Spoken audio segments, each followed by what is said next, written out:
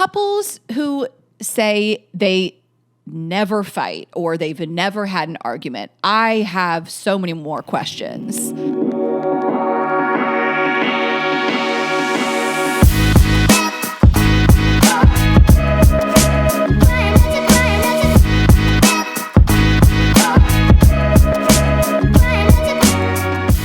This podcast is a Dear Media production.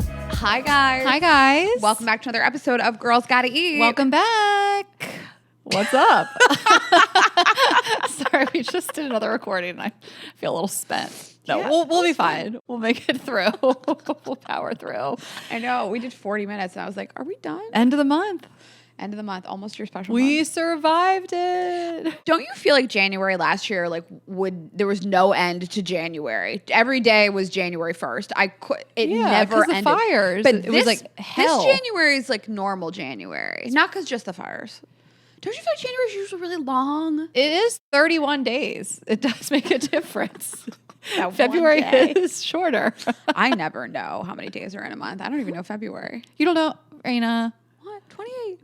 Yeah, but you don't know the others. I know the summer 31 and summer 30, and I know you the couldn't rhyme. know them? You wouldn't be able to guess them? Fuck no, I could not guess. Rayna, you should know this. No, you don't do the rhyme every single time. No, I just know. I just know which months have a 31. Okay, tell me. Oh my God. All right. January has 31. February's 28 or 29. I thought it was 27 or 28. God. 27? 27 would be unhinged. Okay. March 31st. Okay. April 30th. May 31st. June definitely 30. July definitely 31. August definitely 31. September 30. October 31. November 30. Unclear. December 31. All I know in the rhyme Stop. is Oh my God. what, 30 days past. I thought it's April, June, and November. I'm going on like I can just visualize which, like there's no November 31st. I guess that sounds weird, but you could tell me that there was, and I'd be like, sure, that sounds right. Okay. Are you guys more Rayna's friend or more Ashley's friend? Here's Let a us know couple in the things that I comments. can't do without a rhyme or like just somebody explain something. Tie your shoes. No, I tie my shoes pretty good. Also, I never untie my shoes. You don't have to tie them if you never untie. Just stay ready so you don't have to get ready. Okay. So my shoes are all stretched out and the backs are all smushed out. I know. These are like obviously my favorite shoes and I never untie them. I'm just stretching them out. But you know, if I stretch them out too much, I'll buy new ones. That's what it's like to be an adult. I have to relearn that rhyme because I think the rhyme I know is like 30 days past September, April, June, and November. The rest of 31, except for February, is 28. But like you just, what you said, that sounded crazy. That I sounded think it's wrong. like a spell. Okay. So Whatever you just You're did the would witch. not help me. Okay, so I know that rhymes sort of. Left or right, I don't have to do the L thing anymore with my fingers. I think I have a good grasp on left or right. You don't know just what hand you're dominant with? No. I mean, which direction to turn. Oh, like when you okay. tell somebody to make a left or a right, like I used to have to like make the L with my hand. Okay. What? That's a normal thing. Okay. And then the thing that trips me up, the number one, the most in the world, is when we get to the airport and it says arrivals and departures. Rayna, you cannot get a handle on this. It's just like I am arriving at the airport, so it's just, can they choose a language? that is fair. Like you're arriving. I'm arriving. Yeah. I'm not departing at the moment. And Yeah. so it feels, I do have to say to myself, like, it means flights and not cars. Yes. Who is, if you're coming in or if you're leaving. You are also departing. I would do that as a reframe. You are arriving at the airport to depart on a flight. Well, then it's like, which lane? Which lane do I go in? I'm trying to think if there's anything I have like this that I just can't seem to get a handle on. Food words. Yeah, but that's just, I can't pronounce anything. That's just my lack of culture. Okay, let's thank our partners. We can get into it. Thanks to Shopify. Go to shopify.com/GGE and start building your own empire today. And Quince, get free shipping and 365-day returns on your next order at quince.com/GGE. And thank you to Just Thrive. Get 20% off your first order at justthrivehealth.com with promo code GGE. And it's sexy season. We're approaching Sexy Valentine's season. Day. It's blowjob season. It's masturbate season. It's staying and fuck your partner season. January, you can't do that But now that January's almost over, get it poppin'. Start fucking. No one fucks in January. That's crazy. I haven't had sex all of January. Is that even possible? No, actually, I start the tour this week. And I will probably have sex. Oh my God. You get it in January. Seriously, Rayna, you have 1 week. Also, yes, Rayna's tour starts this week. Yes. So we can't wait to see you guys. Oh yeah, big week. Listen, I'm in New York City at the Stand, January 28th, Wednesday night. I'm going to run my full hour. So please come, you guys. Just come. I made it cheap. And then I'll see you in Tampa with Ashley, January 29th. And I'll see you in Miami with Ashley, May 1st. And it is a 4 p.m. show. May 1st. February 1st. And how many days does May have? 31. My Miami show was May 1st last year.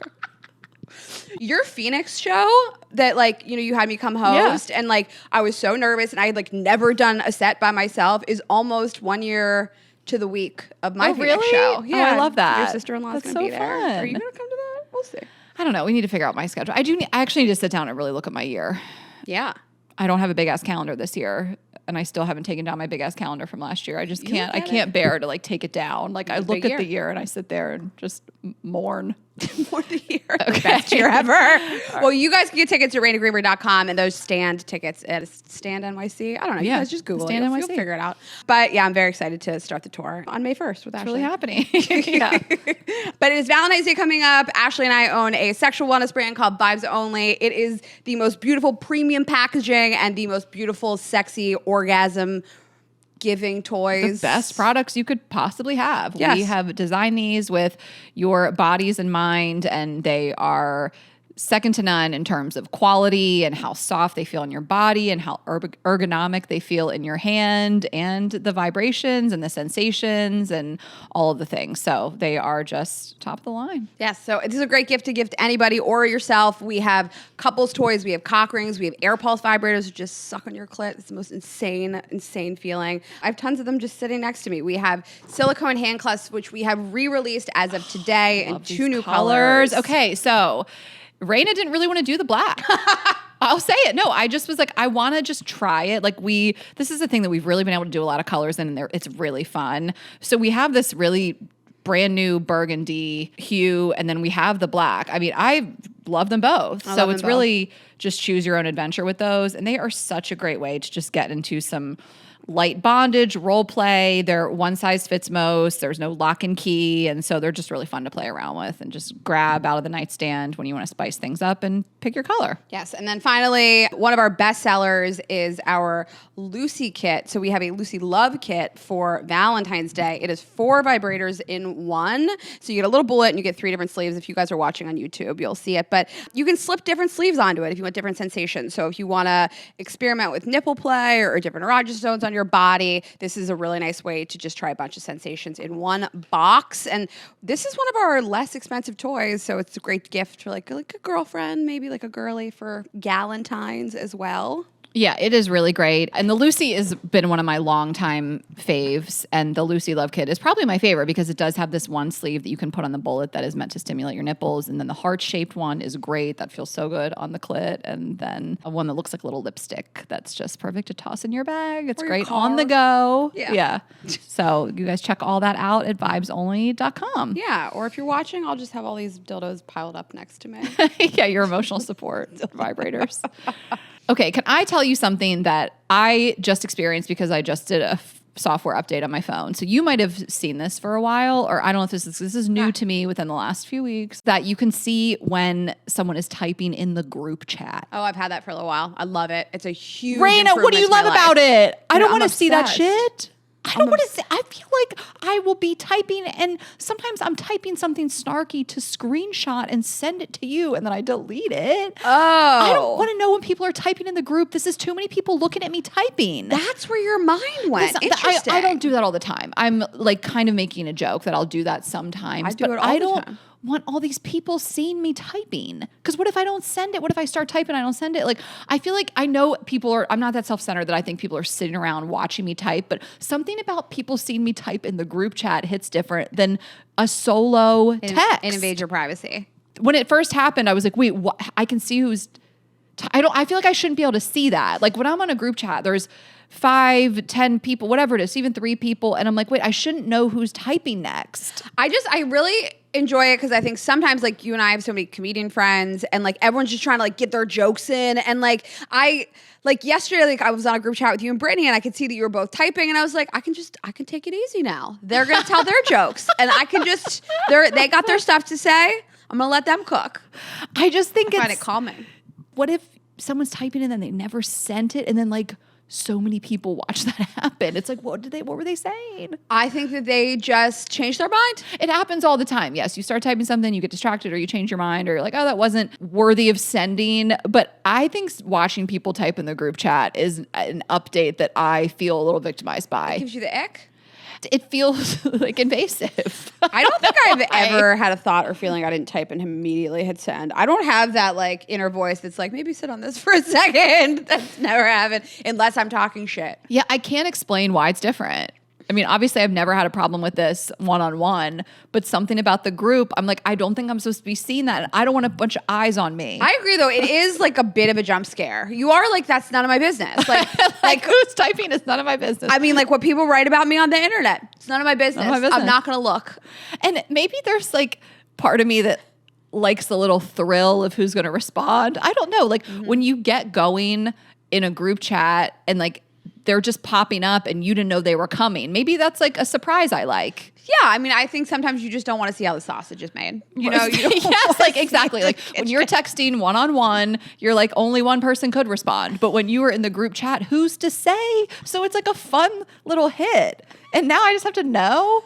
I have to know. Oh, you were, and also like you were typing way too long. That's embarrassing. Someone's typing for 10 minutes and they send something they think is funny. You're like, oh, it took you that long? We saw you type in. Yeah. We saw you workshopping in real time. That's embarrassing, Yeah, you though. thought you ate down with that. To be workshopping. Someone's watching you work. It is a jump scare. I don't know. They just like give you stuff. They take stuff away. I used to have that AI preview for our text messages. Oh, mine are back on that. Are they back? They're back with the software update. I don't have that. I don't know. It never came back. Who knows what they're doing? I never know what anybody's doing. Okay, well, let's sort of get into it. Let's talk about a cultural moment that inspired the episode topic today, which was, I guess, George Clooney says him and Amal don't fight. Mm-hmm. And then he was on Travis Kelce and Jason Kelce's podcast, New Heights, and Travis Kelce also said that him and Taylor Swift have never had a fight. So I went back and watched the clip of that they cited for George Clooney, and he was with Gayle King, and he said they've never had an argument. Like, and we'll get into kind of like argument versus disagreement versus fight, how people define them as differently. But to say you've never had an argument, and then it says he at least offered a sort of reasonable explanation for his marriage. And I think this was on New Heights, but he says, neither of us are going to win the argument. So why get in it? Dude, I'm 64 years old. And what am I going to argue about at this point? I've met this incredible woman that is beautiful and smart. And she stands for all the most important things that I believe in the world. And I can't believe how lucky I am. So what am I going to fight about? And that feels a little reductive. Like, I'm also with someone that's, I think is the most handsome man in the world, and we have all the same values. And so do a lot of people feel that way about their partner, but that doesn't mean you don't, like, to me, and I get it, that's how he feels. I'm not even criticizing it, but that's not the reason you don't ever get in an argument is because she's beautiful and you have the same values. Yes. I mean, I've heard people say, what's there to fight about? You know, we've been together for so long. Well, who cares? I don't know. I think it's, to your point, everybody defines argument and fighting differently.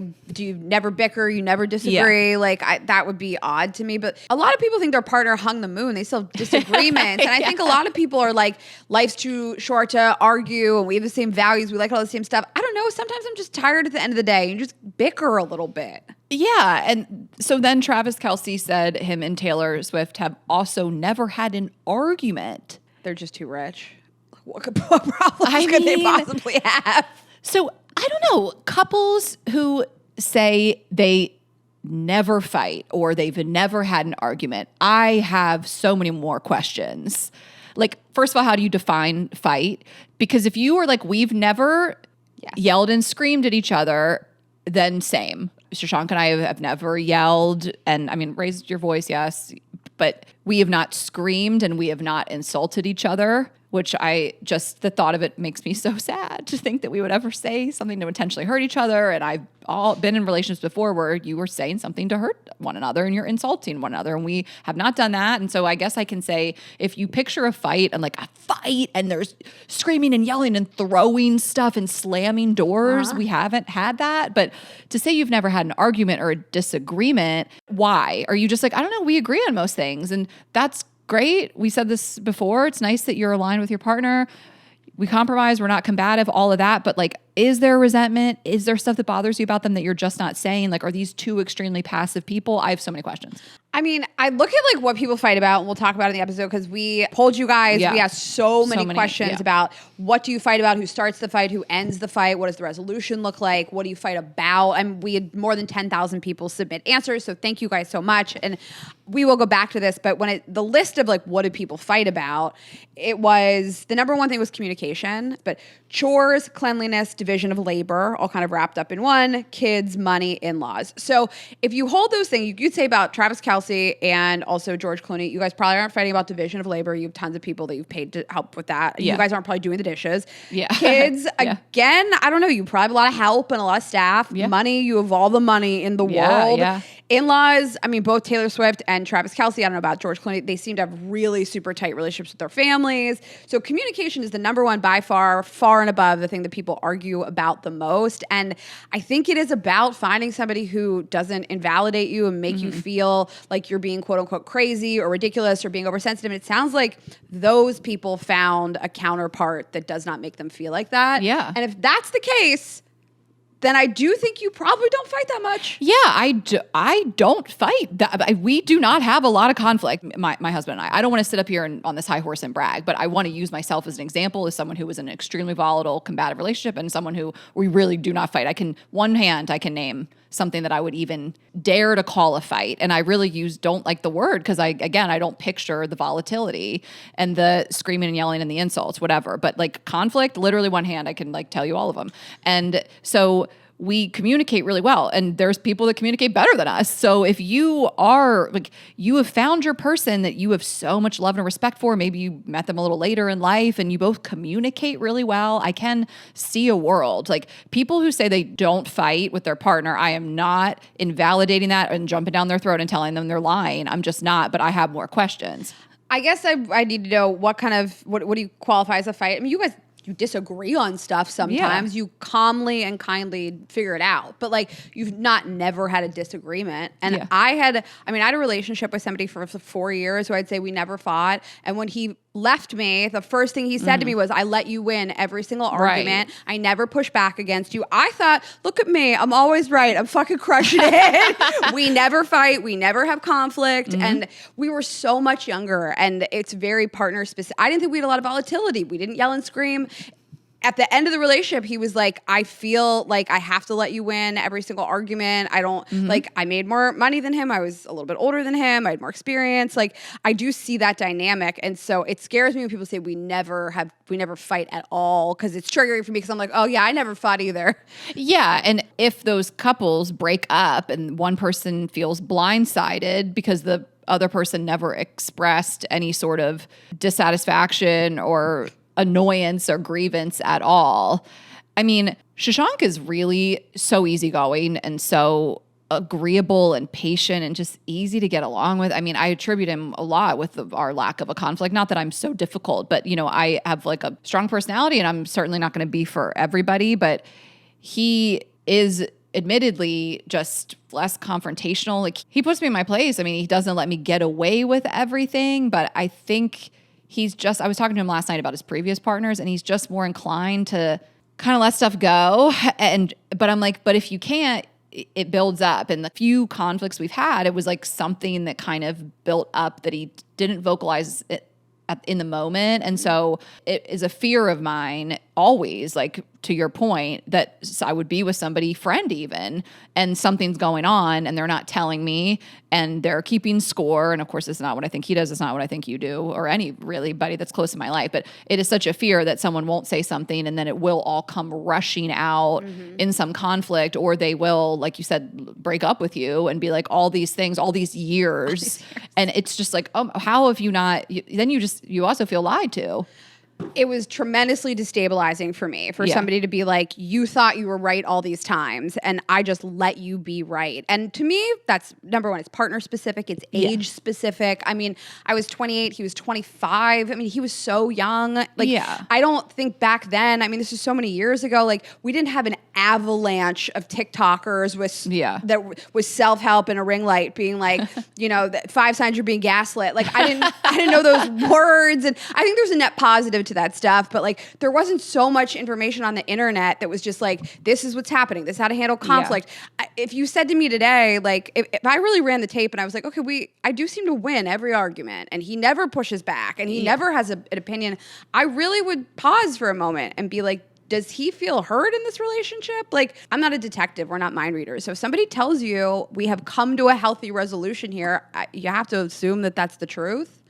But I was so much younger, so was he. Like, to his own admission, he allowed me to believe that everything was fine. Yeah, and there are other symptoms too. I mean, I know you stopped having sex as much, like, which again, that can change over time. Lack of sex is not always because there's a deep-rooted issue, but like little things, I think, like that's the few times we've had these conflicts, like our dynamic has shifted in the home. We're not talking to each other the same way. We're not being as cutesy. Something is off. And I typically am the one that needs to dig into it. And I can't be off with anybody without saying something. You really can't. It's not even, you can't get it. Fuck this. And I have had to learn that he needs a little bit of time to process what he's feeling and vocalize it to me. And I think a big thing with him is having to realize he's not you and he's not one of my girlfriends. And the way that we might communicate is not woman to woman. Like he's just a different person completely. And we really communicate so well. But the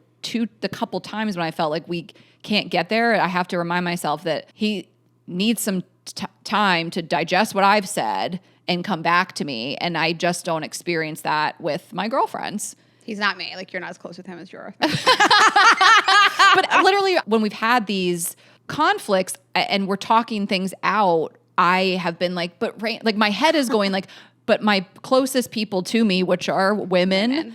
Would be different. And I have to remind myself that I'm not dealing with them.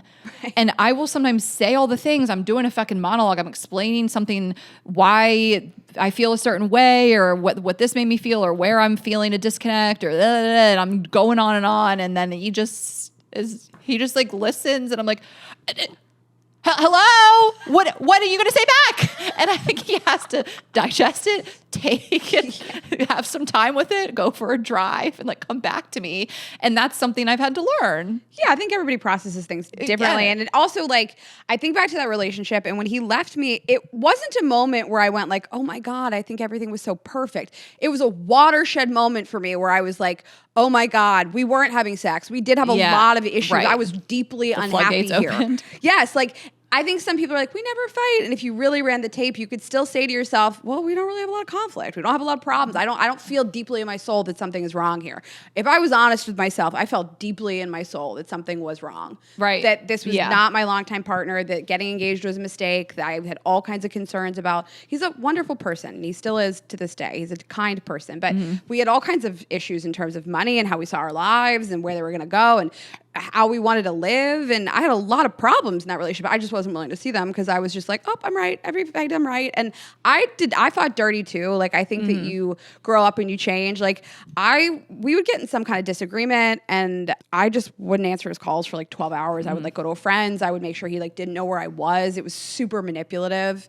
Like, that's so unfair. And that's not something I would ever do to somebody today. I know. I mean, I really think back to relationships. I mean, you know, one in particular, and I guess others too, that were fighting dirty, like you said, and just you're doing stuff to sometimes really hurt the person on a deep level or just confuse them or again, like make them wonder where you are. Like, these aren't like fun games. Like, you really got to check yourself. I'm like, is this what I want in a relationship? Yeah. Like, I know some people operate differently in their relationship and that toxicity, they need it.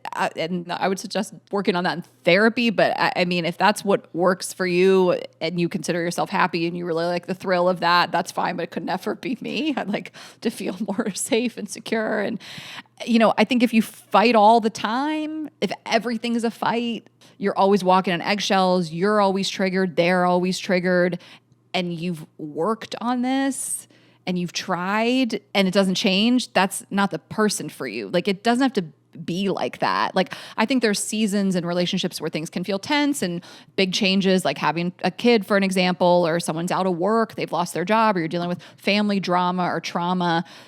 You can have a season where there's more conflict and tension, Sure. but if it's like that all the time, it's not healthy for you, literally, like your mental health, but also your physical health. Like, I remember just always feeling that stress in my body, like when your cortisol levels are up, like your stress hormones are up and you were dealing with chronic stress. And I was looking this up because I just wanted a little bit of proof to back me up. I mean, it obviously impacts your mental health and your emotional health, but also your physical health. You can gain weight, you're fatigued, you sleep less, you have mood swings, anxiety, irritability, memory, concentration problems, high blood sugar, high blood pressure, weakened immunity overall, which can make you prone to illness. Like, it literally makes you sick. Yeah. If things are bad at home, things are bad everywhere for me. Also, it's pervasive. I can't focus. Like, when it's all the time, it's like chronic. And if you were chronically fighting with your partner in your relationship, that you are fighting more than you're not fighting. And everybody around you knows. And everybody around you knows too. So we will get into some of these stats and go over all this stuff. We're just going to take a quick break. Okay, I'm going to tell you guys about Shopify. I mean, Shopify is the platform that Ashley and I literally have used to run the Girls Gotta Eat merch platform and all of Vibes Only for many, many years, and we could not do either without this. And with Shopify, you can easily set up an online store and start selling your products literally in no time. So Shopify is the best place to start and grow a business like ours. It is the one commerce platform behind big brands that you know and love. So if it is a side hustle, if you want a full-blown storefront, Shopify takes really the guesswork out of all of your business scaling. They have unbelievable reporting. So Ashley and I have access to every single order, every single product in our entire catalog on our phones and our computer. It's so easy to use. We have tons of users in our company that are in and out, so everybody can log in. There's tons of AI tools that can help you with directions, reporting, editing images, content ideas. You can build a whole website, a beautiful professional looking website on there. There's tons of plugins in terms of payments. I mean, Ashley and I could not run this business without Shopify, and many, many people could not either. It has made it possible to scale and to keep tabs on everything no matter where we are. I mean, it is really our one-stop shop for both of our businesses. So if you are ready to build your own empire, whether it's merch, products, or the next best idea, get on shopify.com/GGE and make it happen today. And that app, ching, ching, every time you get a sale. I love that It's noise. such a rush. Yeah, so the app is great too. Okay, and I am telling you guys about Just Thrive. Okay, so this past weekend, I just ate poorly. It was really out of character for me. Just a lot of fried foods, the beers, processed food. I felt so bad. And because my gut was off, and when your gut is off, everything feels off. Your digestion, your energy, your mood. I woke up this morning, I was just in a bad mood, and it's because it's in my body. So every day your gut is fighting a silent war. We're talking about fighting today, but your gut is fighting for its life all the time against processed foods, stress, and even toxins in the air. And when your gut struggles, like I said, your whole body feels it. So we love Just Thrive and we trust them. Most probiotics never make it to your gut alive, and that is why they don't work. But Just Thrive is clinically proven to arrive 100% alive and deliver measurable results. And it does something no other probiotic can. It turns your gut into an antioxidant factory, creating protective compounds exactly where you need them most. For you, that means better digestion, healthy immunity, much more energy, and easy weight management. Just Thrive probiotic comes in capsules or berry-flavored gummies. They are delicious. So there's an option for everyone in the family. We love the gummy. It's a little treat that's good for you. For over a decade, Just Thrive has been helping thousands of people take control of their health with science-backed solutions you can trust. From their award-winning probiotic to their full line of gut, immune, and brain health supplements, Just Thrive is ready to help you live your healthiest life. So we love that. This isn't just some new business that wanted to jump in on the health movement. They've been around for over a decade and really helping a lot of people. So our challenge is to try Just Thrive probiotic for 90 days risk-free. Visit justthrivehealth.com and save 20% with promo code GGE. See the difference for yourself or get a full product refund, no questions asked. Take the 90-day Just Thrive probiotic challenge challenge today at justthrivehealth.com/GGE and be the best you with Just Thrive. Okay, and Quince, literally there is almost not a day that goes by that something on my body is not from Quince. If you are thinking about a wardrobe refresh, Quince is where you want to go. They've got you covered for luxe essentials. They feel really effortless. They look polished, and I literally could not believe the price on any of these things. So I was going through my sweaters. I was looking at all the cashmere sweaters. They have Mongolian cashmere sweaters. Ashley and I have the cardigans, the turtlenecks. I mean, they've held up for years in my closet. The best. The jeans, I posted these jeans and this bag. So the women's Bella Stretch Relax Straight Jean. They also have a patch pocket one. The length on them is great, especially for short girlies. They're $50. I cannot believe the quality of these. And then I just bought this bag. It's the women's Italian suede slouchy bag. Comes in a ton of colors as well. I don't know what they're doing over there, but the pricing is unbelievable for what you get. I get so many compliments on all the stuff I wear from Quince, and they have everything you could ever possibly need. They have bedding, they have luggage, they have all the things. Mm-hmm. And everything with Quince, their pieces are made with premium materials in ethical, trusted factories, and then priced far below what other luxury brands charge. I'm thrilled. I really am thrilled. They're not marking that shit up. You know, they're just passing the savings on to you. You'd love to see it. Refresh your wardrobe with Quince. Don't wait. Go to quince.com/GGE for free shipping on your order and 365-day returns. Now available in Canada too. That's QUINCE.com/GGE to get free shipping and 365-day returns. Quince.com/GGE. Okay, so we have a bunch of stats and research to dump on you guys, but I do just want to direct people to a few other episodes because we've been talking about fighting the whole entirety of this podcast.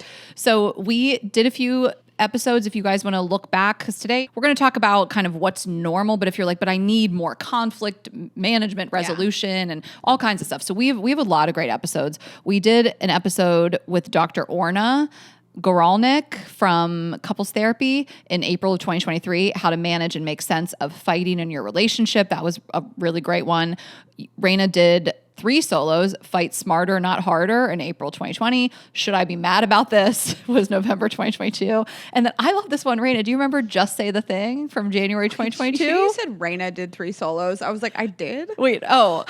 Did I say Rayna? I thought I said we did 3 solos. No, said Rayna. Did I? Guys, that's just Rayna on her own. So take a listen. Rayna solo podcast. Just Say the Thing was really great about like speaking up and voicing your concerns. And then we did how to complain to your partner and your friends the right way with Guy Winch in September 2022. So we can maybe make a little story with these and list them for you guys, but just there's a lot out there with a wealth of information on how to fight smarter, not harder in your relationship. Yeah, everybody fights. Yeah. Except for not you guys and not in my last relationship. But we do have conflict. But yeah, I have been a different person in my 20s, in relationships, and my 30s and my 40s. And my 20s were just reactive and expectations were all out of whack and just kind of being immature and not having the language and the resources, especially that we do now, and just being young. In my 30s, I was in a toxic relationship, and that was the first time I had a really like in love, passionate, like this is who I'm going to end up with type thing that turned out to be really toxic, and it was nonstop fighting. And you wonder, am I always going to be this person? And you're not. And I have grown up a lot, but I also found somebody that is obviously a way better match for me. And we have a really healthy relationship. And overall, your partner should enhance your life and not make it worse. And not every single day, like we're all human, but if you look at the big picture and your life together and the part that they play in your mental, physical, and emotional well-being, is it a net positive? I mean, I tell you all the time. I mean, he has literally, I credit you, but like he has really changed you. You are, I'm not going to say you're a patient person. You have attained a level of patience. He's patient all the time. It's crazy. Maybe you're patient with him. But I see the way you react to him, and I've said this always, because one time you were telling me about sort of like a disagreement you were having, and you were so calm about it, and I said, isn't this so nice? Like, you're dealing with somebody that you know is your teammate and is on your side and is not trying to attack you or do something to hurt you. I think you trust that you're with somebody who would never do anything to make you feel badly on purpose, and there's a lot to be said about how you counteract that, you know, because I think in the relationship that was so toxic for you, you felt like you were being attacked by this person. That wasn't your teammate. He wasn't on your side. He was trying to hurt you. I don't know. It's like, you've got to ask yourself, like, do you feel like your partner's out to get you? Like, when something happens that upsets you, do you think the worst? like, I think the best.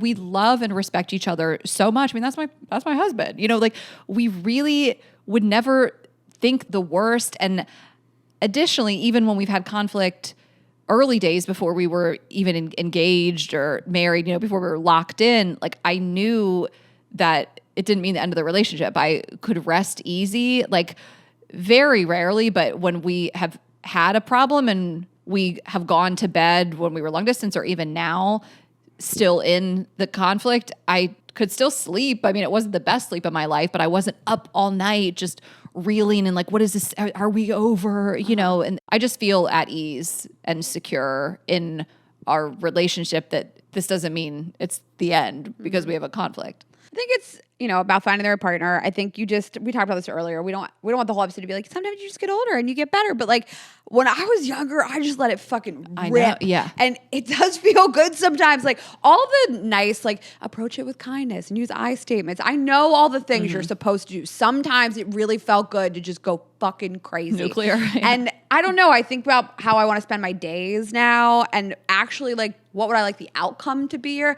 I'd like the outcome to be that we're fine, that we're together, that we respect each other, that I haven't hurled a bunch of insults at somebody. Like, I just think when I was younger, I just had shittier partners and I didn't care if I hurled a bunch of insults at them. It was funny. I didn't give a shit. Yeah. And I was just more toxic. Yeah. And just being more reactive in general. I mean, I just used to feel like the second I was triggered by anyone, I have to respond in that moment. Like, I don't know what that is, that like sense of urgency. And again, I think I had a partner that brought that out in me, but that's my biggest tip. And I see the growth even today. Like if something happens with Shashank and I get that feeling of like, that bothered me, I like sit with it for a minute. Well, how'd you teach yourself how to do that? Just with self-talk. I mean, and also he's not doing the things that my exes have done, but it's the self-talk. And like, I feel the growth from within, like the take a pause, take a beat.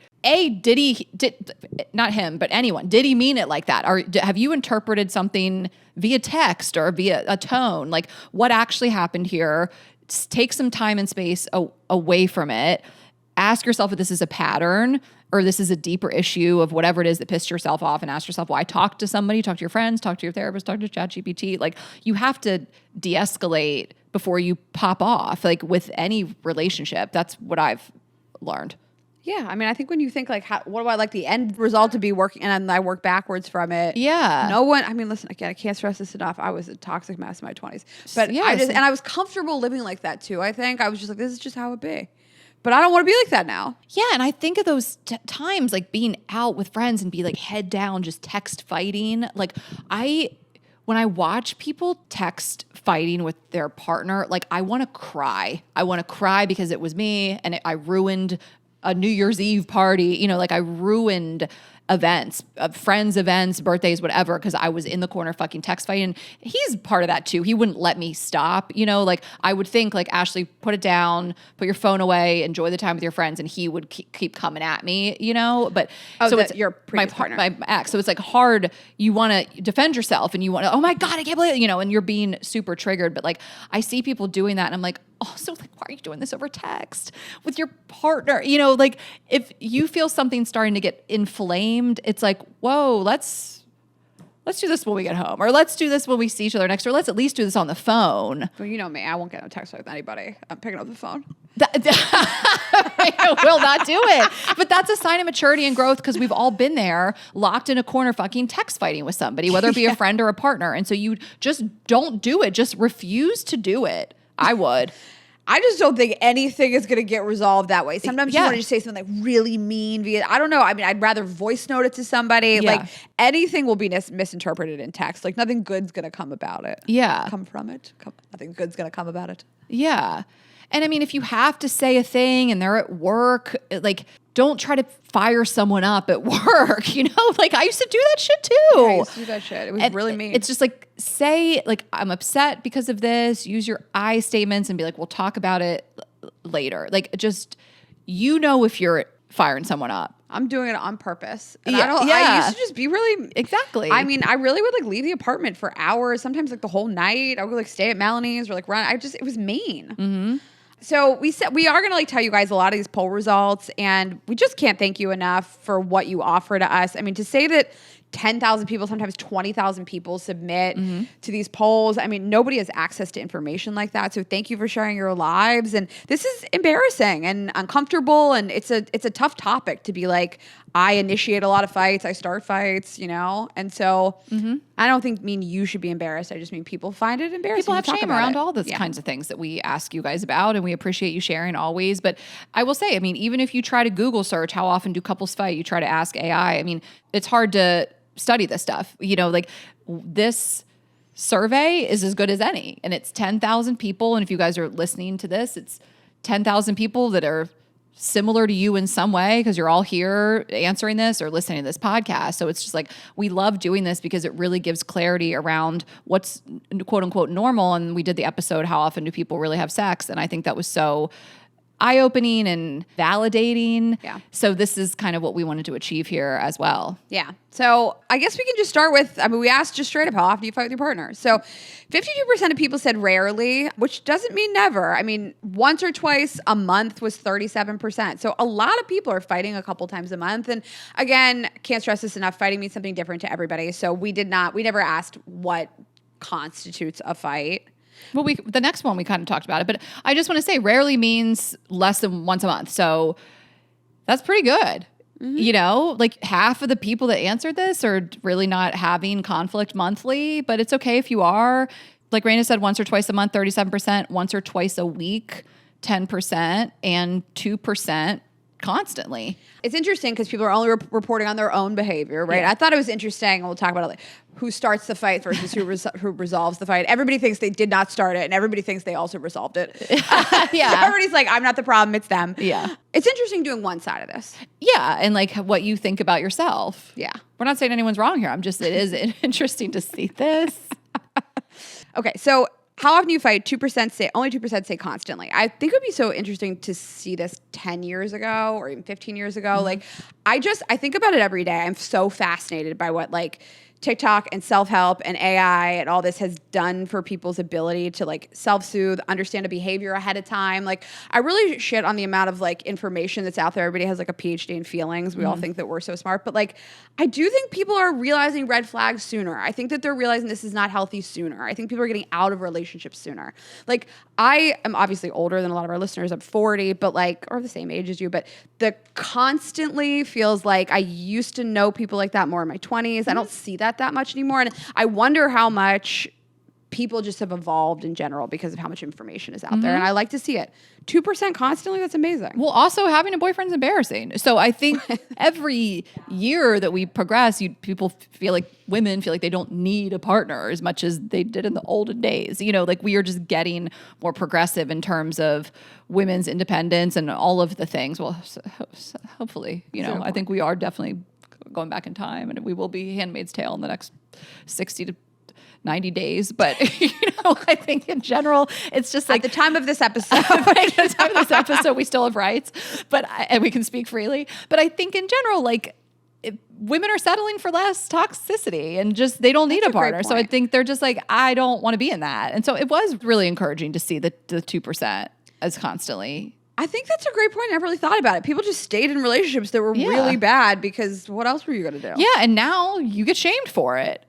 Like, I think it used to be like, you're going to be in the relationship because it's better than being alone. And now I think you're like, it's an ick. You know, those toxic couples, like, it's not cute. And you don't want to be the person in the corner text fighting. Like, it's become embarrassing to be in that type of relationship, which you love to see it. I think people think that they're better than that, and they are. Yeah, I think exactly. There is just an air of like, this is beneath me. And to go along with that, we asked when you fight, it is usually, and the response was small disagreement. Small disagreement, 70%. Yeah. So to your point also, like, I think that there aren't these like World War III fights because that was 1% of people. Mm-hmm. Full-blown argument, 12%. Passive-aggressive vibes, 18%. So 70% small disagreement. Yeah. Which is great to see. The 1%, World War III. I mean, I got to dive into, and that's, by the way, hundreds of people, by the way. Like, it's 1%, it's 2%, but it's hundreds of people. 1% of 10,000 people. That are doing this. That's normal. I want to normalize it too. Like, if you feel like you are in that toxic relationship, you are not alone. You got to get out of it, but you're not alone. Right. Don't beat yourself up, but I mean, sometimes I'm happy for those people because they entertain me. Please do it publicly, obviously. Not that I love more than watching couples fight in public.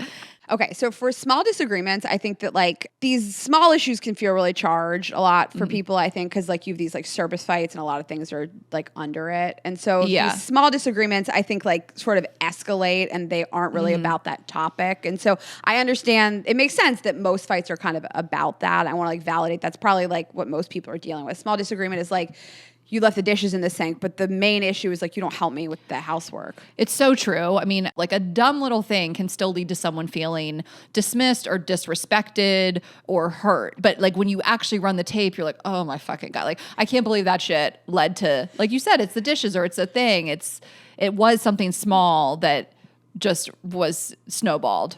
The worst, most nuclear fight I think I've ever had, I mean, definitely a top 3, was the guy that I was dating showed me this video, and it was about how it was like a diagram of men's brains, and they could only think about one thing at a time. And I said something like, men are so stupid. Like, it was just like it was funny. That was the point of the video. Is that like men can have 500 different things going on, but they'll only like respond to one question you ask. But women's brains, it's like 1,000 things going around all at once. And I just said, like, men are so stupid. And it escalated into this, like, is this what you think of men? Is this what you think of me? You just think, and I was like, oh, this is a little deeper for you. Like, this is what you think I think of you. I've said things to indicate this is what I think of you, I guess. Like, you're really triggered by my response to this. You're taking this real personal. But that was a normal. The whole point of the video is that men are kind of stupid. And like he was kind of stupid. Well, he took it personal because he knew there was some truth in it. But it is funny. Like I think I've talked about this in the podcast. Like that day, I think I went up and I was wanting to work out like in a hotel, and like these like sweaty men were on the Pelotons, and I was like so pissed, and they just like ruined my morning. And I was telling Shashank, I was like, I just like men ruin everything. Like they just are so gross. These men are up there just like sweating, and they're like ruined my morning. Like men ruin everything. Don't they? Men ruin everything. I'm saying this to my husband. He was like, Ashley, I just like wrong audience. Like he kind of clapped back. He was like, yeah, all right. You're annoyed because they were on the Pelotons. Like go talk to Rayna. I was like, I will. And honestly, I will go talk to Rayna, and she will validate that men ruin everything. I also thought you were just annoyed about the Pelotons, but I also validate that men ruin everything. Thank you. I knew you were just annoyed you couldn't get on the Peloton, but I was like, you have picked a villain in your story, and I think it's the correct villain. Yes, 2 sweaty men. It's not circumstances that other people are at this hotel. It's men. Yeah, stop sweating in public. Who gave you the right to be in here? Who gave you the right? Okay, then we asked, do your fights usually escalate? 47% said no, we stay calm. Okay. 48% though said sometimes. So more than the majority is sometimes, which I think is the norm. Yeah, I think that, it depends on when you get me, at what point of the day, what's been going on. If there's a million triggers for me, stress, timing, tone, emotional buildup. Am I already mad at you about other shit? Is money an issue? Do we have kids? Which, damn. All right. You got I'm reading off a lot going on. Okay.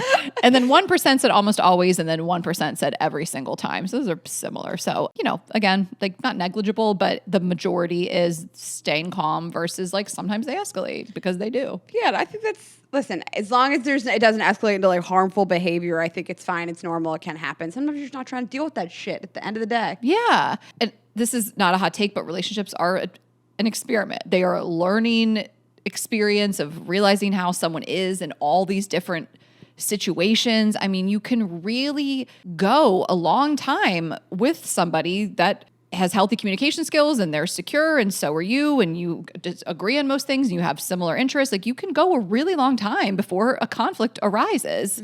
Months, a year, like, or forever. I don't know. It's just, but when they do, you will learn quick how they are in conflict, and it may not be what you expected. And like I said, I mean, I think we as women are better at processing our emotions and being able to name them and pinpoint them and talk them out. I think we're quicker to want to talk them out and resolve things. And I think a tale as old as time is a woman that's like, I want to fix this. I'm ready to fucking fix it. I'm going to be vulnerable. I'm going to be communicative. I'm going to be honest. Like, I want to fucking fix this. And the guy can't. And he has to go on a drive, or he has to go in the garage, or, think of my dad. He had to go in the garage. And like, Shashank's got to go drive up in the fucking hills and think about stuff. I mean, it's just like men do need to retreat. I mean, men are from Mars, women are from Venus. I read that like so long ago, and I do really think that there's some misogynistic vibes to it. But that was one of the things I feel like I really learned in my early 20s was about men needing to retreat and go into their cave and think about stuff. And not all of them, but I do think this is the thing that can escalate the fight is, let's just say it's the female partner, if you're in a heterosexual relationship, being like, I want to fix this. Like, I don't want to walk around this house in tension anymore. And he's like, no. Okay, so to your point, I want to read a stat and then I want to talk about it. So we asked, how long do you stay mad after a fight? So the initial argument before the resolution. So just for minutes, 40% of people, I don't know who was staying mad just for minutes. A few hours is 44%. 1 to 2 days, 11%, and until further notice, 5%. So everybody stays mad for different periods of time, and I think there's a real difference between processing something and holding on to resentment. I mean, I do need a little bit of time and space usually. Like, I need to say to myself, like, you're not going to feel like this in an hour. Yeah. You are not going to feel so angry. Like, I have been more the person that needs to go for the drive, needs to go for the walk. Yeah. I need you to not press me on this right this second because, like, you will get a bad version of me right now as opposed to if you let me go have an hour or two. And I used that to probably, like, hurt people in the past when I was saying my early 20s. I would just disappear all day. But, like, I think it's okay to have, like, a cooling off time period and still, like, let your partner know, like, we will discuss this. I just need a little time. Because I know that I'm going to react poorly if we have the conversation right this second. Again, take some time and space and figure out how you actually feel when you're not heated and you can't feel that anger in your body or in your brain. But the one time where I do feel like we had a conflict that lasted a few days, it's only happened once, but like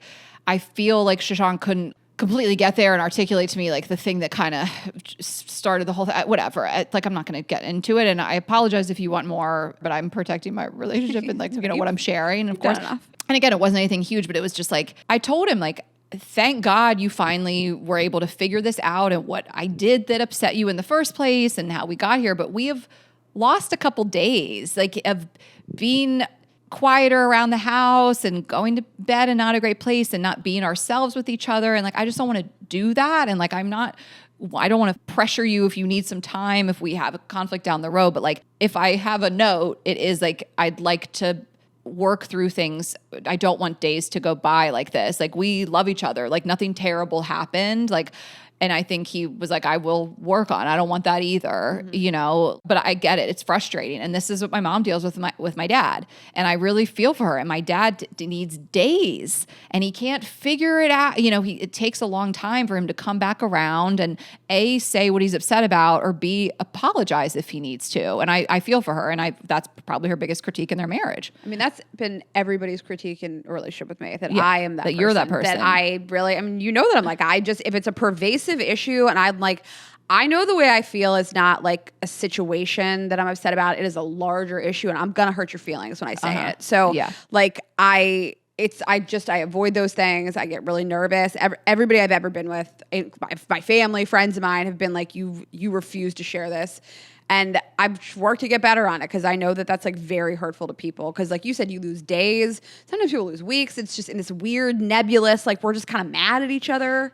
Yeah, well, and then you get another person like that that's not going to bang down your door like I will. And what, you stop being friends? I mean, again, it's like, how much does it snowball from days to weeks to months, and then there's not a friendship there anymore? And that's an extreme case. But if you have two people that are like that, and, you know, I don't think you're stubborn at all. I don't actually think that's not a word I would use to describe you or really any of the people that are super close in my life, besides my dad.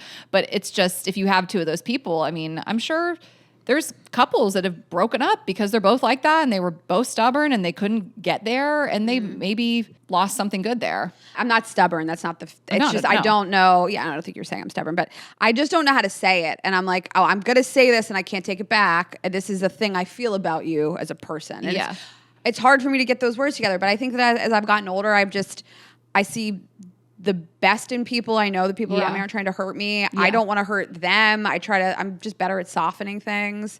You know, we get older, we get better. Totally. And I do think you do really give your friends and the people you care about the benefit of the doubt. And obviously we talk about this all the time. Like, it is way different than like if we had conflicts early days. So I just wouldn't hear from you. Like, I guess she's dead. And I guess the podcast is over. Because why would she not be texting me? Yeah, our conflict style is really different now. I thank your husband. we've been doing good for a long time. Except that one summer we fought a lot. Okay, so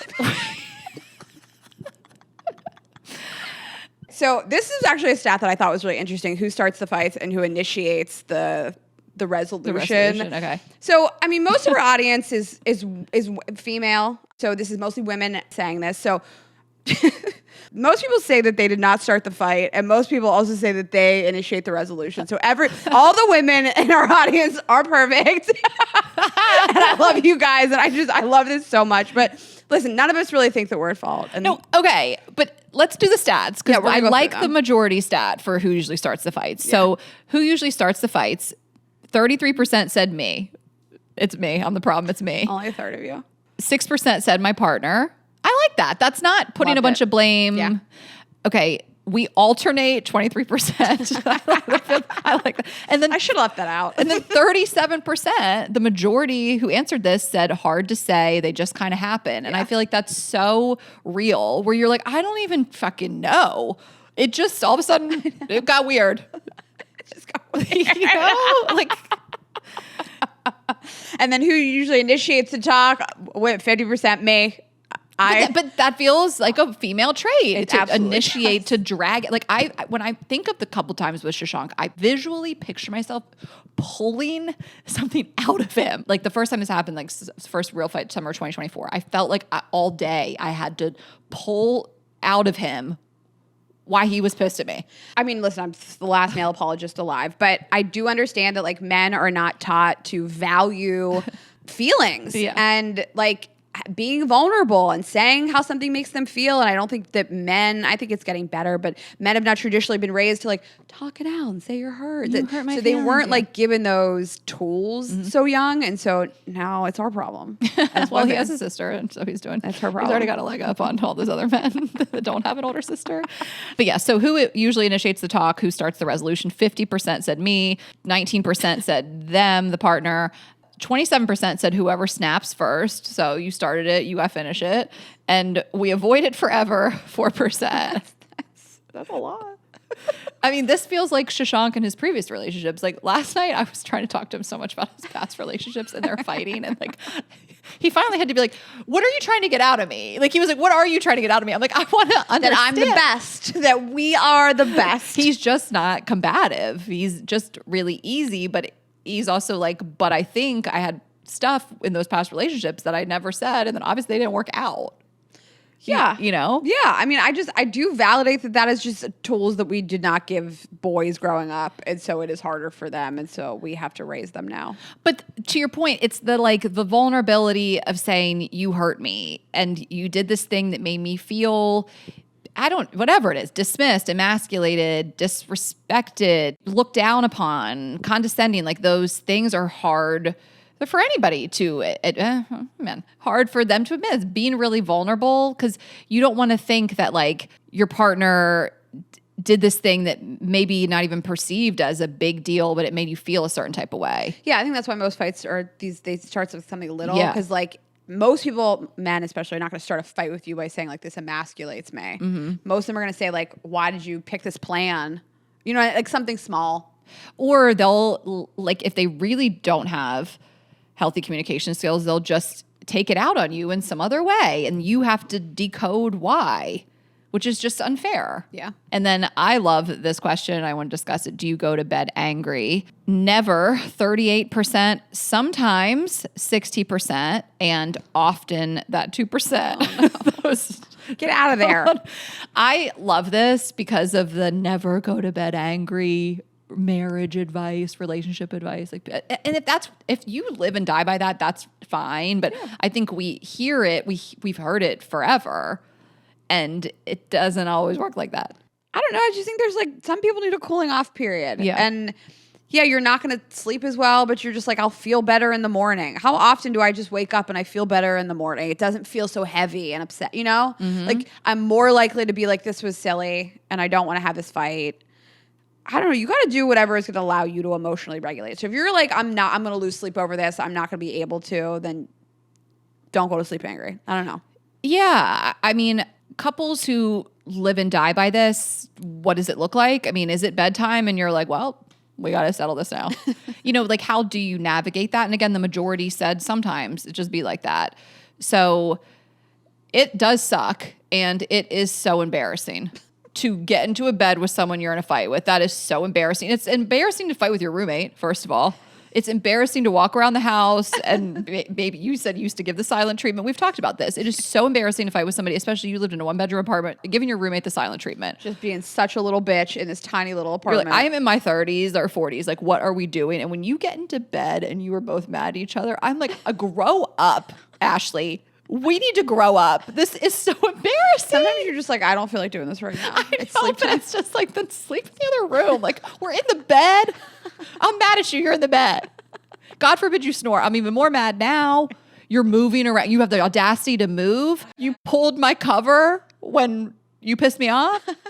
The audacity. No, it's really rude. And it's seriously, for a man, for you to be fighting with a man and he has the audacity to get into bed and make a noise or a movement. Right. And they roll over on their side and they just like won't talk to you. Get out of here. Go sleep on the couch. But it happens sometimes. Yeah. And if there's couples that are like, this is what works for us, and before bed, we've got to hash it out and we refuse to go to bed angry, more power to you. Yeah. And we asked you guys, what do you fight the most about? And we left this sort of open-ended as a question box. And I mean, lots of stuff came up. So chores and division of labor came up a lot. Who's just responsible for everything around the house? Obviously kids, money, sex, in-laws, but far and above, over and over and over again is communication. And I really dove into what that meant with the next question slide, because we asked people what makes you feel crazy during a fight, and everything had to do with communication and just feeling like you are not heard by your partner, you are invalidated, somebody just dismisses how you feel, they're sarcastic. I mean, there's just a laundry list of things that will destabilize you. Stonewalling, which was I was the MVP of stonewalling back in the day. Defensiveness, invalidation, all of that. Communication is just so much of fights is nothing to do with the fight. It's just how do I feel when we're having a disagreement? Do you hear me at all? Are you trying to see my side of things at all? Are you acting like I'm being ridiculous? My first boyfriend in New York would say to me, we can talk about this when you calm yourself down. I mean, there was nothing more gaslighting on planet Earth than that. I felt so unsafe with him in conflict. And it didn't even matter. Who cares what we were fighting about? It was just that became the fight. That became the fight. Yes, exactly. I mean, some of these answers for when we asked again, what makes you feel crazy during a fight is total disregard for my perspective. And we cannot agree on the recollection of an event. I mean, that is tough. And you see this with every relationship, with family, friends, partners, where you were like, that's not what happened. That, it makes you feel insane. I mean, there's different levels to this. There's literally that's not even where we were, what was said. And then there's just that's not what I meant by that. And that's how you interpreted it. And one of the things that triggered I guess biggest fight Shashank and I've had is he was upset by something that I did that I clearly didn't do intentionally. I didn't even think twice about it. It's just a reaction to it, whatever. It doesn't, again, I don't need to get into the weeds with this. And I don't know, I didn't not understand where he was coming from, but it wouldn't have bothered me. I certainly validated it, but if I felt all the time he was telling me you do this thing and you do this thing and you do this thing and I feel like this, that's not the relationship we're in.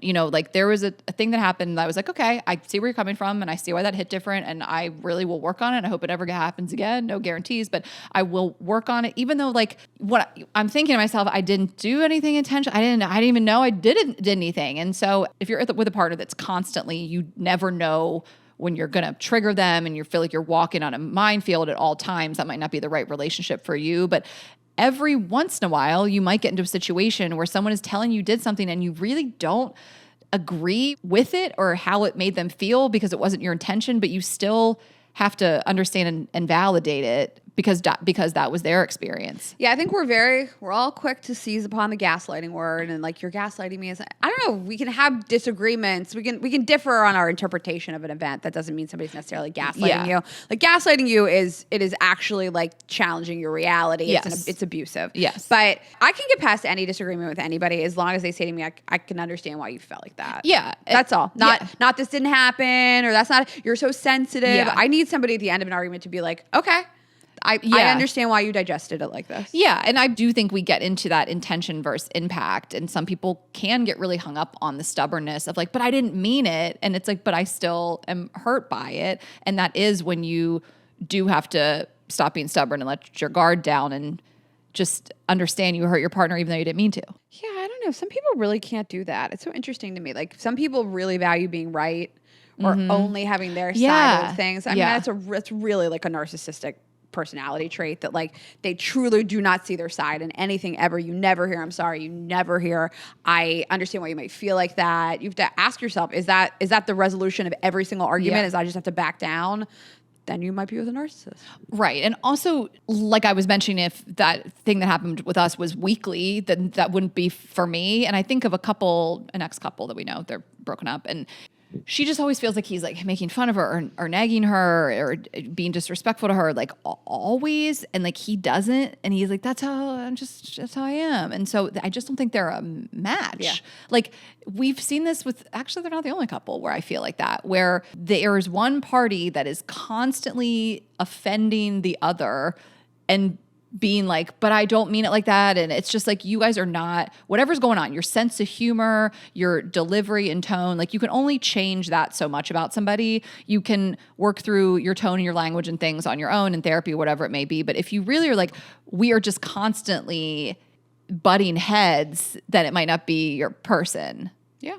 So we asked you guys what are some tips for managing conflict, and then we're going to wrap this up by telling you guys the dumbest fights you guys have had. Yeah. But I mean, you guys were great. And I had a partner who always said to me, like, you're not listening to me. You don't hear me. And I'd be like, what are you saying to me? And so I had somebody suggest just putting it back on your partner and saying like, help me to hear you better. Yeah. Help me to understand tell me what you need from me, like in a calm, nice way. And that was helpful for me because I was like, I'm being great. I'm using all this non-inflammatory language and I'm listening and I'm being calm. And like, he still didn't digest it like that. Mm-hmm. And so I did have to like figure out how to communicate with him differently in fights. And that was like very helpful for me to just put back on somebody else and say like, well, please teach me, you know? Yeah. And I'm thinking of another two people we know that were together and have since broken up where one person always felt like the other person was yelling and screaming. And that person was like, I'm not. And that sometimes comes down to your like childhood and what you dealt with in your home, because my voice will raise, and if I'm screaming, it hits different. It does. There's a difference in a tone. Like if I am screaming or yelling, it's different than like I'm talking elevated on this episode. Like I am passionate and my voice raises, and I see a world in which someone is immediately like, you're yelling at me. I think this is typically a man might raise his voice and a woman might retreat, and maybe it was your dad was like that or your mom or whatever. And so again, that is tough. You are not able to hear each other. And if I had someone that was like, I could not raise the volume of my voice, it would be tough for me because I'm like, am I supposed to whisper when I'm upset? I know it would be tough. Yeah. You know, like when you have that communication breakdown. There was so much screaming in my house growing up. I mean, it was like a daily, I just got screamed at continuously from the minute she walked in the door until the minute we went to sleep. And it's just a bad environment to live in. I don't want to be like that. Yeah. And so it has helped me at least to be the kind of person that doesn't raise my voice a lot. And I don't want to make somebody feel like that. If I'm yelling at you, it is something really bad has happened. Yeah, I know. And you will. It's rare, but yeah, I will. I like it sometimes. But I mean, it's not my like go-to. But I also am not so triggered by it. Like I can deal with it a little bit, but I don't approach people like that. So I don't want to be approached like that. Totally. And it's just, this happens over time. Like I was in a relationship where I was yelling and screaming all the time, and I have never once spoken to Shank like that. He's never spoken to me like that. The thought of it legitimately upsets me to even think about. And that was what I was doing on the daily.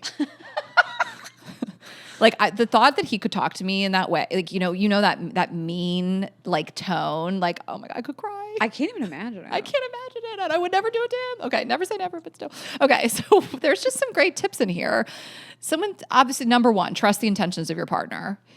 If you can't, you're in the wrong relationship. If you really think they're out to get you and you're not in the same team, I mean, you're married, you have kids, you're trying to work it out or whatever, you've been with them forever, like maybe you want to go to therapy, there's different ways. But if it's just like the underlying feeling, I don't think you're in the right relationship. When somebody says to me, like, he's just always attacking me, everything, and sometimes I've had friends in the past tell me examples, and I'm not invalidating them, but I'm just like, this doesn't sound like he's trying to attack you, but you can only see it through that lens. Maybe you've gotten too far into down that path. And I mean, obviously go to therapy. I think relationships are worth working on if you're in love, and obviously therapy's on this list.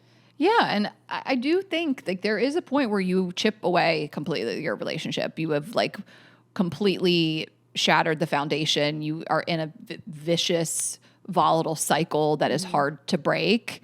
It can be done, but I don't know. Sometimes it does feel like there's a point of no return. Someone said write it out first. I like that. And then also there's a point where you're like, this is so stupid. Like I've been there where you're trying to tell somebody or something. And you're like, you know what, forget it. I was on my period. Sometimes I just get so upset or mad about something, and I wish that like I could look back. I wish I could look from the future and be like, you're not going to care about this later. Just relax, you know? Yeah.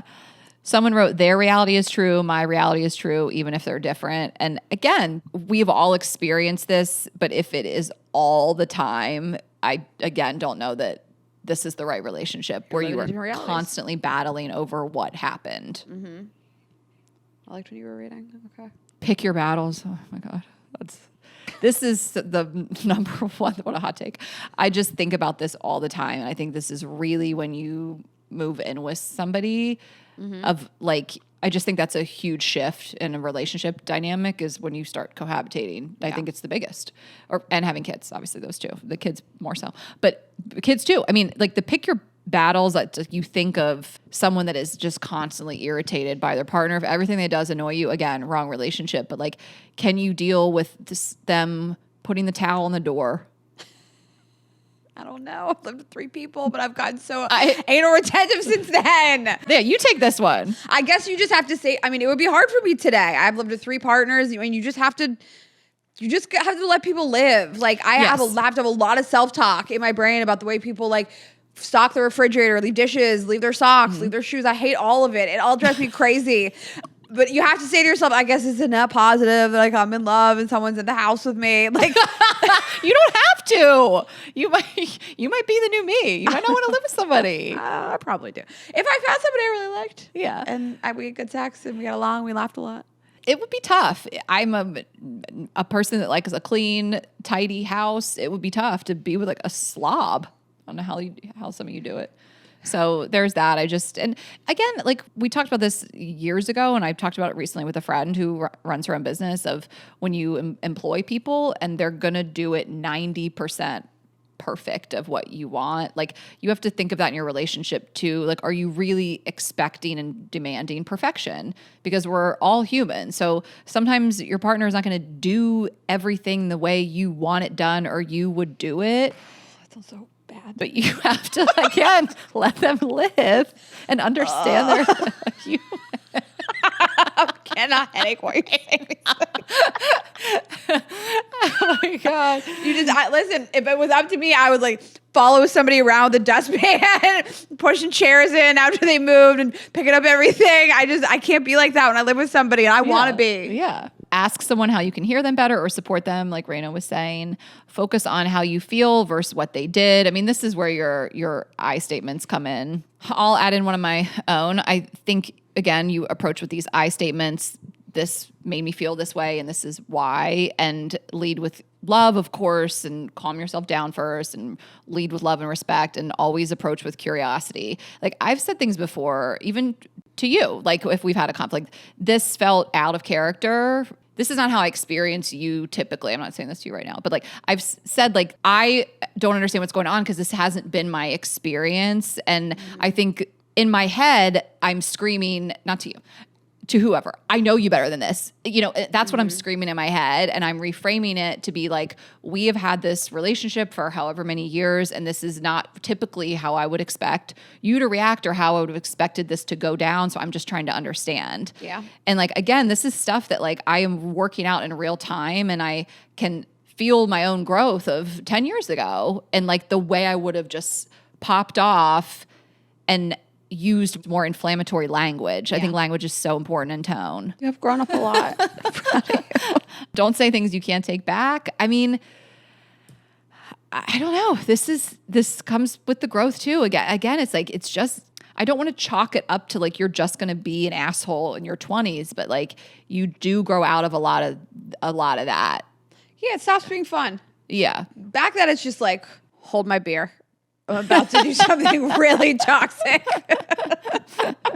Okay, so if someone said like lower your volume to lower the tension, calm tone equals calmer outcome. But I saw on here someone wrote like, when my partner is too calm, I'm like, I get more mad. Yeah, they feel. Are you being calm to instigate me? To be patronizing. Like, I've been with people like that are like, I'm not going to match your level of how crazy you're being, and like, that to me, I remember the boyfriend who'd say to me like, we can talk when you start calming yourself down or whatever it was. I remember at the beginning of the relationship, I said to my mom, I was like, he never escalates, never fights with me really. He stays like super calm. And she goes, oh, that'll get old. Well, yes, here it is. I found it. It was in the one that what makes you feel crazy during a fight. Someone said he stays overly calm, and I find it instigative. I mean, I think people really do fight it because you're just like, I'm really upset and I want to make this better, and you don't seem like you care that much, or you seem like you're patronizing me. But either way, I don't like these. Mm-hmm. Yeah. Okay. Yeah. So there's a line there. Calm, but not too calm. Listen to understand, not to win. Feeling heard often diffuses conflict fast, obviously. I mean, people just want to feel heard. I'm just laughing at somebody saying calm. It's like, you could be calm, but sell me an experience. I need to know you're a little bit upset. Like, sell it to me. But that's the thing. Like, I've dealt with this a few times with Shashank, where I'm like, are you gonna say anything? Why are you so calm? Are you gonna like, if you were Rayna, you'd be yelling back at me by now. And of course, I'm not doing that to him. I'm doing it for the effect now. I don't get in his face and scream at him, but I'm thinking to myself, like, I just fight with me. Like, not fight with me, but you know what I mean. Say the thing so we can get back on track. Like, I'm upset. Can you act like you're upset? Yeah. Sell me on an experience. Sell me on an experience. Oh my God. Aim for repair, not perfection. Yeah, I think. Is that just words? No offense. It's a nice little sound bite. Who ChatGPT? No. What does that even mean? Y'all got that one from TikTok. Send me the TikTok where you got that. Repair. What if repair is perfection? I think what it means is like, don't brush this under the rug. Like, everything's great. Like, let's repair this. Oh, you interpret it that way. Okay. Yeah. No, I get it. Like, let's not act like everything's perfect. Let's fix this up. Got it. Sell me on a fixer upper. Okay. And we are going to get into the dumbest fights you've ever had with your partner. But I have a question for you. I do want to talk about makeup sex. Okay. We had it on here and we asked, how do fights usually end? 77% said rational discussion and resolution. Oh, you guys are so mature. No, I'm just kidding. 8%, one person gives in. 2% makeup sex. And in my more toxic relationship, we always had makeup sex. I could never with Shashank. If we have had a conflict, I'm like sad, and I am the opposite of turned on. Like, when we resolve something, if we have any sort of disagreement, like, we work it out and I feel closer to him, but I don't feel horny. You don't just like fuck it out. Yeah. And that's, everybody is different. I have zero judgment surrounding this or any of this stuff. Maybe people misinterpreted it. I think it's normal. I think it's totally normal, and I don't even think it's unhealthy. I think people work something out and they feel a closeness and they want to fuck. I really do think it's normal. I just have been like, I've just been a little sad. It makes you my pussy is sad. Yeah. No, I get it. I think some people are just, they feel so distant from their partner. Yeah, and you want to be close. Really feel that closeness. We'll be physically close. Like, we'll cuddle up, and again, maybe it's later that night, but the immediacy is not, I am not like horny after having that. There's a direct, I don't know what it is, like a parallel correlation to how toxic the relationship was and how much I needed to have makeup sex. I know. Like, how sad I felt all day and anxious, and it was like the first time you finally feel like closeness to somebody. Yes, and again, I'm not saying that makeup sex, it goes hand in hand with toxic relationships. Again, like, I think conflict resolution brings you closer together, and that means you might want to fuck. But for me, I'm just like, Okay, so this was like a wild card as we were doing these. I was like, wait, Rayna, I want to ask dumbest fight you've got into with a partner, and they delivered. They're insane.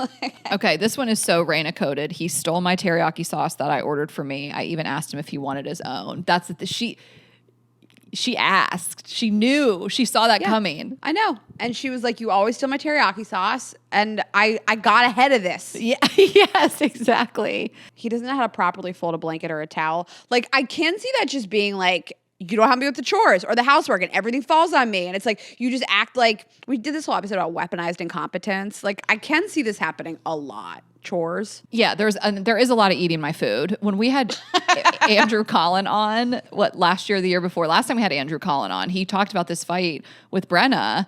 Did he eat her food? Like she had saved a couple pieces of sushi. One of them had saved 2 pieces of sushi. The other one ate it. It was like World War III. If I'd haunt his kids when I died or not.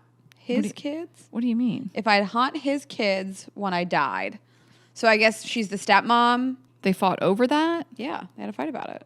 This was the first one I saw. When asked what type of animal I am, he said killer whale. Like, I would really need to know what the fuck you meant by that. Well, if you are a killer or a big personality. I love a killer whale. That's blackfish, right? No one cared more about blackfish than me. Yeah, like that's Shamu, right? Like those the badass looking whale. If she is worried about her weight, you don't call someone a whale. Right. Like if Shashank said killer whale, I'd be like, dope. But if I was struggling with my weight, I'd be like, you're a fucking asshole. Well, are we talking about vibes or are we talking about body shape? Yes. Leaving me in a Trader Joe's and checking out separately. That time you and I got on the plane separately. Well, you knew a couple that they got off the plane and he went to baggage claim without her. They've broken up, but that was insane. That was one of the most insane things I've ever heard. We know a couple that got into Penn Station and she got into a car and he walked home. Oh my God. He put an open package of chicken in the freezer, no saran wrap, no baggie. I mean, again, this all goes into why does everything fall on me? Just raw chicken. A lot of this type of energy, I asked him if I was the most beautiful woman in the world to him, and he said no. That's jail. Divorce. Let me ask you. No. Let me ask you. What? I feel like this is like a common meme fight, but I wonder if couples actually do this. I have no touch point to this. Like when people say like, if I was an ant, would you still love me? No, I hate this. If I was like a slug, would you still love me? No, absolutely not. I'm not a fucking weirdo.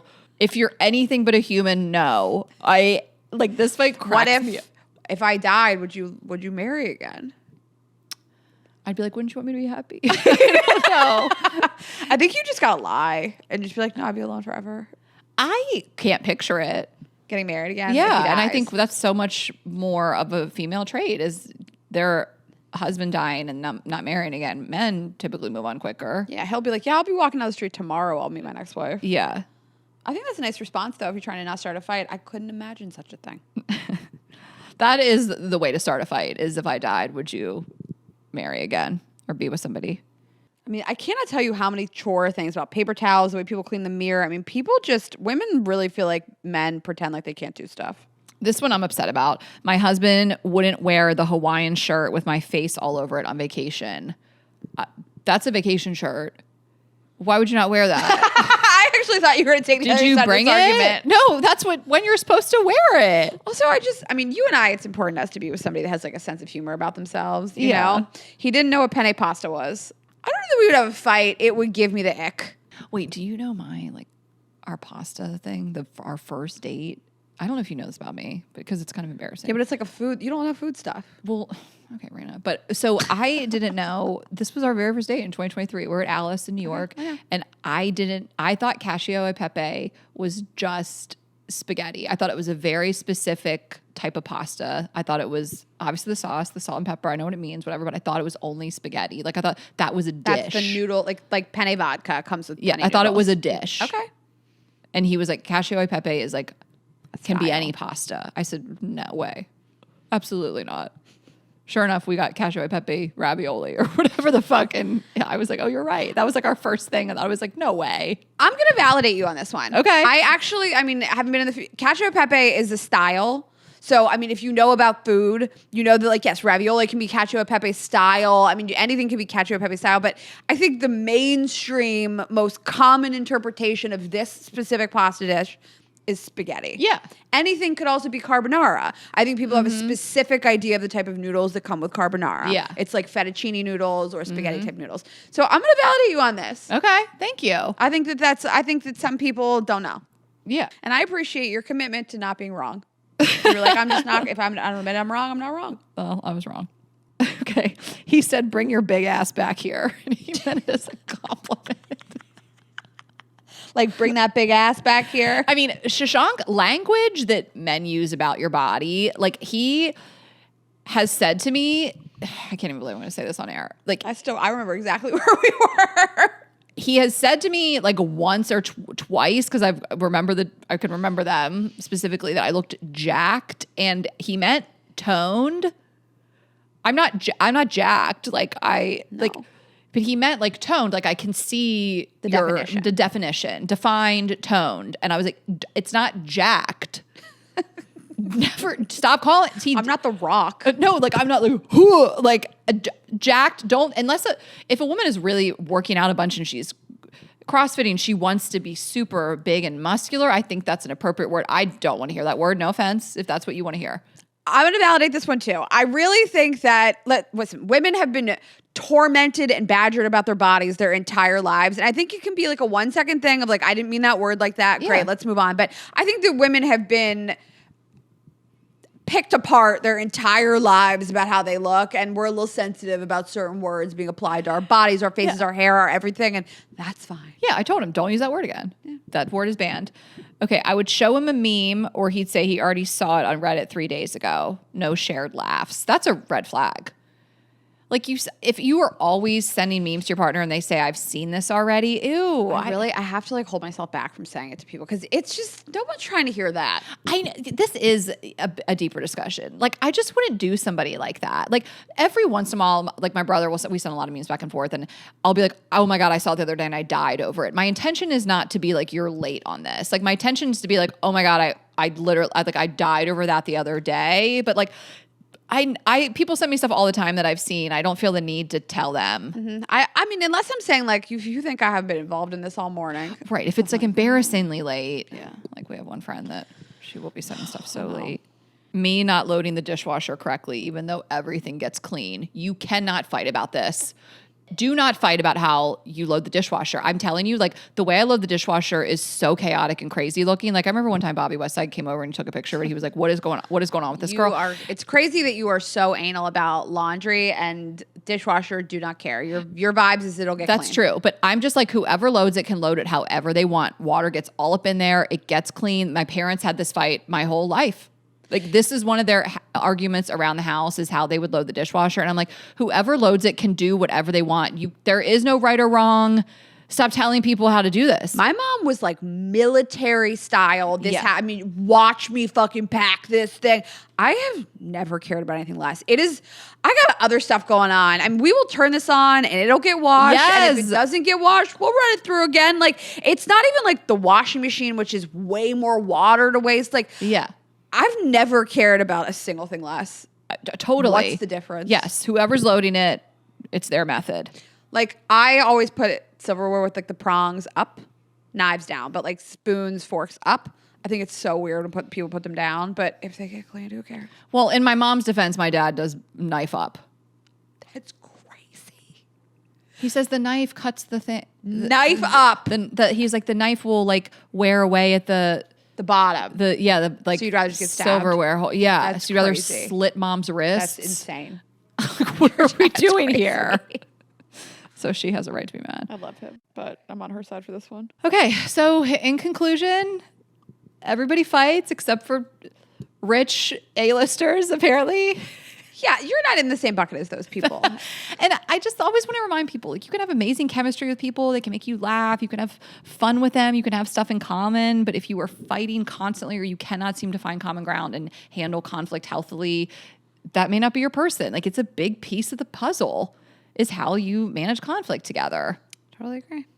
Okay, well, Rayna's tour this week. Yeah, it starts this week. I'll see you guys on the road. Ashley will see you in Florida with me, and come fight with us. No, I'm just kidding.